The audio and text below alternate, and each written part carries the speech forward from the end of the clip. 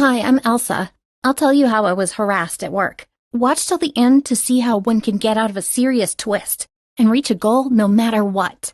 It started with my mom getting sick. She needed money for an operation. I was a student and very poor. My friend was a nanny for a rich family. She was quitting and offered her place.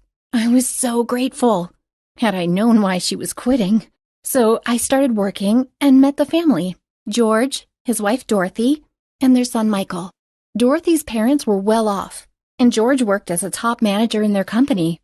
I thought it was my dream job. Everyone was sweet, especially George. He'd text me, chat with me, and he'd compliment me. But soon it was just too much attention. He'd touch me casually, and his compliments were getting indecent. Not cool. I'd never been in such a situation and didn't know what to do. Once, George got home early and I tensed. Michael was napping. I was surprised that George was in early and he said he wanted to spend time with me. I didn't like his tone. He grabbed me and tried to kiss me. I broke free and asked him if he was crazy. He told me to stop acting up, that I was asking for it. He grabbed me again, but luckily this time Michael woke up. George let go of me and left. I started crying.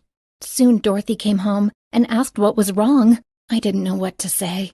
I was ashamed. But George stepped forth, telling he gave me a talking to unfairly. He apologized profusely.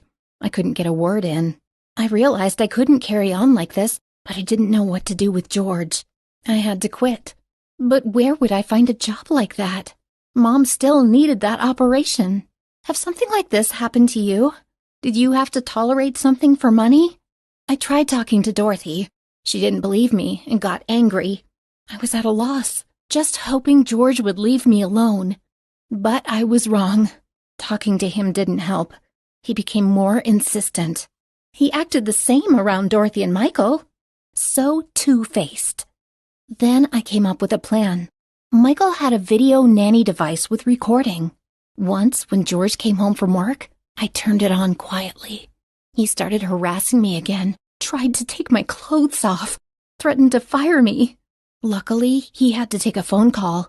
I felt crushed and humiliated, but at least I had the recording. I decided to go to the police. Turned out to be a huge disappointment. They advised me to keep quiet. Said George had good lawyers and I'd lose in court. I gave up and went home. I cried, and then I got mad. Why did he have to go unpunished? I went to him and said that I needed money and could go real far to get it. But not what he thought. I showed him the video. I said if he didn't pay me, I'd show it to Dorothy's parents. If they knew what he was doing to their beloved daughter, he'd lose all. George was furious, but in the end, he chucked out the bucks. I quit immediately. Mom's operation went good, and she's doing fine now. And I found a nice job. So glad it's over now.